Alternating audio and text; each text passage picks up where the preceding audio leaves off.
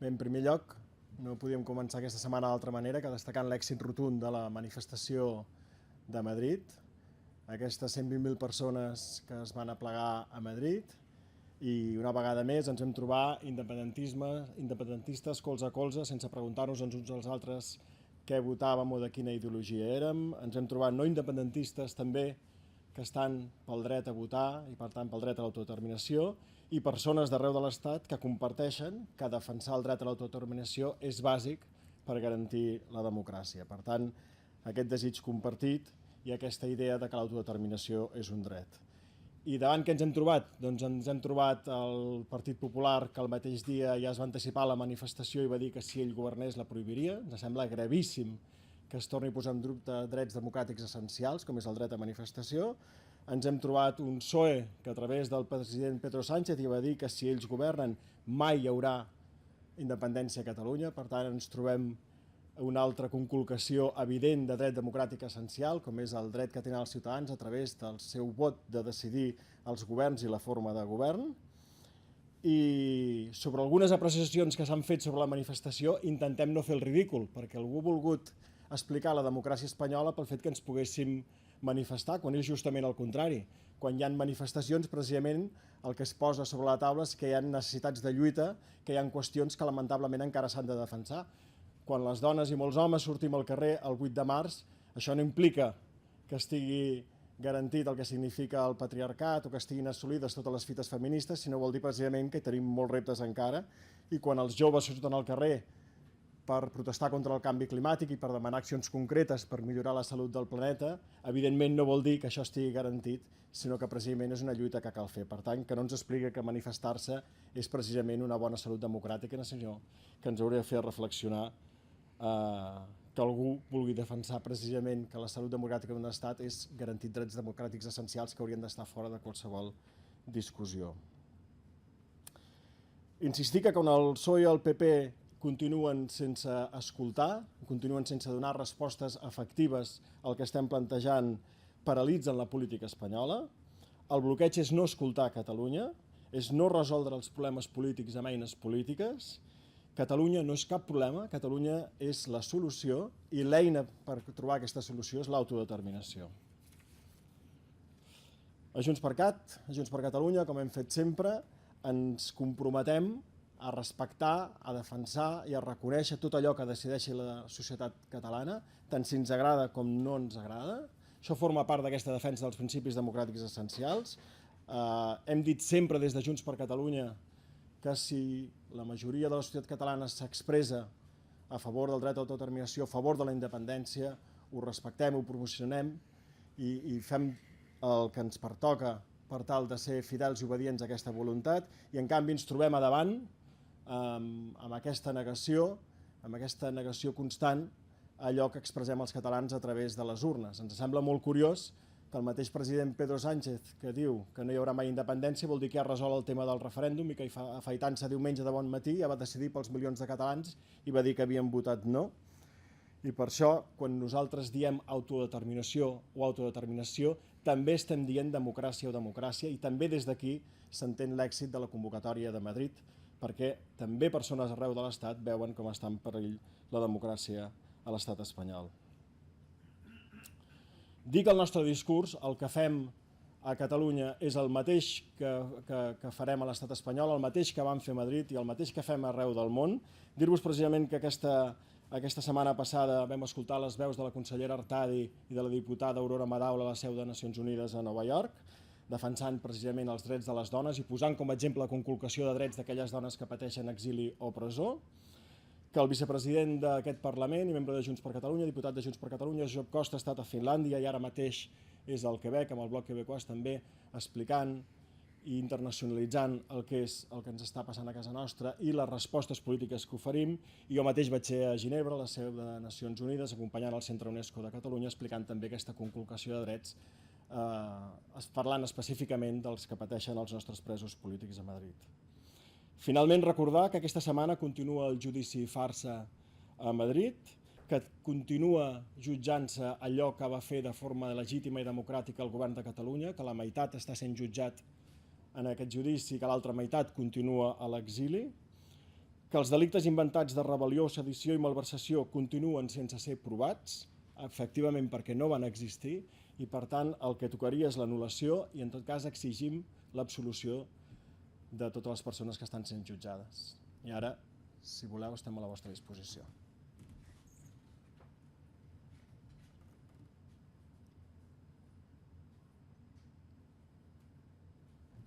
No? Sí? Sí, un segon, que jo en tinc una en català. L'altre dia llegim una entrevista amb la encara consellera Laura Borràs on deia que la governabilitat d'Espanya no és el nostre problema, ho deia textualment.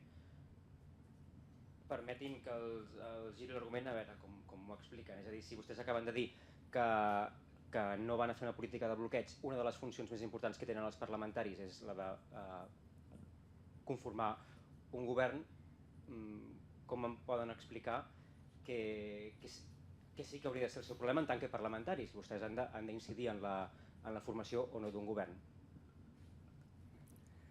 Bé, d'entrada, tant de bo tinguéssim la força i per això ens presentem com a Junts per Catalunya per tenir la força als vots per pressionar. Jo crec que la pregunta la formulem al revés, és a dir, el govern de Pedro Sánchez, que se suposa que és aquell que traurà més vots i que haurà de buscar confluències per poder muntar un govern, està disposat a cedir un govern de dretes o està disposat a escoltar Catalunya. És molt fàcil. Jo crec que anar a Madrid per dialogar no és anar a Madrid a bloquejar, però el que està claríssim és que anem en clau absolutament catalana i nosaltres tenim un mandat, el de l'1 d'octubre, el del 21 de desembre, que és independència. I de fet crec que cal remarcar també que aquí nosaltres ens devem inequívocament és el govern de Catalunya. Hola. Donat que tenim a la vicepresidenta del Partit Demòcrata aquí, sabem ja la data del Consell Nacional per les llistes? En principi crec, si no m'equivoco, que és aquest dimecres. El Consell Nacional aquest dimecres? Sí, juraria que sí. Gràcies. El fem aquest dimecres, de res. S'acaba de confirmar que Joan Josep Nuet deixarà l'acte de diputat, per tant deixarà la mesa del Parlament, anirà com a número 4 d'Esquerra Republicana a les llistes per Barcelona al Congrés dels Diputats. Hi ha moviments també a les llistes de Junts per Catalunya, hi ha dues persones que deixaran el govern properament. La de demà sembla que serà l'última, segur serà l'última reunió de govern amb la consellera Borràs a l'executiu i possiblement també es produirà el relleu d'El Sartadi, no sabem si demà serà la seva última reunió, però aproximadament. Una se'n va al Congrés dels Diputats, l'altra a l'Ajuntament de Barcelona. Fa uns moments el dirigent del PSC, Salvador Illa, acaba de dir que hi ha un govern en desbandada on les conselleres fugen davant de la inacció d'aquest govern. No sé quina opinió els mereix això. En primer lloc, dir-vos que hem de fer les coses ben fetes i, per tant, qui decideix quins consellers entren, surten i quina és la configuració del govern és el president Torra, i aquest és un govern que governa, ho sabem perfectament aquí al Parlament, i a més és un govern profundament obedient en aquest Parlament com ha de ser, i per tant deixarem que sigui el propi govern que acabi de decidir com actua. I sobre el que m'has preguntat, tant d'Esquerra com d'Esquerra Unida i Alternativa, nosaltres tenim un profund respecte per les decisions legítimes dels polítics i de les seves formacions polítiques, i encara afegirem més, en el cas dels independentistes, hauríem volgut anar junts a totes aquestes convocatòries, vull dir que no només no perdrem ni un bri d'energia a parlar-ne malament, sinó que sempre els animarem a que tota acció conjunta i coordinada és profitosa per la política catalana i, en definitiva, per la societat catalana. Sí, aquesta setmana acaba el termini per acabar de tancar les candidatures al Congrés. Aquest matí tinc entès que han tingut aquí una reunió al Parlament, tant des de Junts per Catalunya com el PDeCAT. Voldria saber si a hores d'ara, diguem-ne, el que seria la configuració definitiva d'aquestes llistes, que després hauran de validar o no els respectius òrgans directius, està ja molt avançada o si encara es manté una mica el clima, diguem-ne, de relacions complicades amb el qual es va arribar el cap de setmana anterior. No, però jo entenc que sempre que hi ha eleccions i s'han de fer llistes entrem tots en un ambient de tensions, però la realitat és que en l'espai Junts per Catalunya si una cosa s'ha posat en evidència és que ens entenem i molt i que tenim molt clar la feina que tenim per davant, tot el que representem i i és evident que la llista que sorgeixi d'aquí serà una molt bona llista i és evident que també la tenim molt avançada, portem moltes setmanes treballant en això.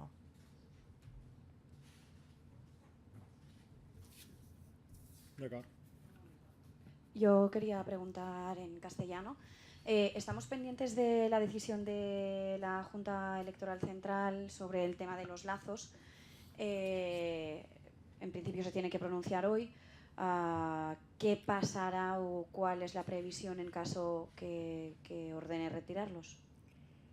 A nosotros lo que nos toca como grupo parlamentario es explicar y defender que este Parlamento, que es la sede de la soberanía de Cataluña, ya aprobó por mayoría que los lazos amarillos no eran un símbolo partidista, que son un símbolo que recuerda precisamente la conculcación de derechos democráticos, de derechos civiles, de derechos sociales muy elementales, tan elementales como que los políticos tienen la libertad, tienen inviolabilidad y tienen la capacidad de solucionar con herramientas políticas los problemas políticos. Y eso es precisamente lo que recuerda los lazos amarillos. Lo que nos preocupa esencialmente no son los lazos amarillos, lo que nos preocupa es que una cosa tan esencial como que hacer política significa resolver los problemas políticos sea un problema para alguna formación política. Y perdón, quiero añadir que además, y ligando con la pregunta que han hecho antes del bloqueo, creo que es una muestra más de que aquí quien está bloqueando y lleva bloqueado toda la legislatura es precisamente el gobierno del Estado español. Si realmente no estamos delante de un juicio político y si realmente no hay presos políticos, entonces los lazos tampoco son ningún símbolo político. A mi m'agradaria que ho repetíssiu ara en català. Va, faig la primera part. El tema dels llaços grocs. Sí. Sobre els llaços grocs, només informar i recordar que aquest Parlament, per majoria, va aprovar que els llaços grocs no són un símbol partidista, sinó que són un símbol que precisament ens recorda i ens referma la defensa dels principis democràtics essencials.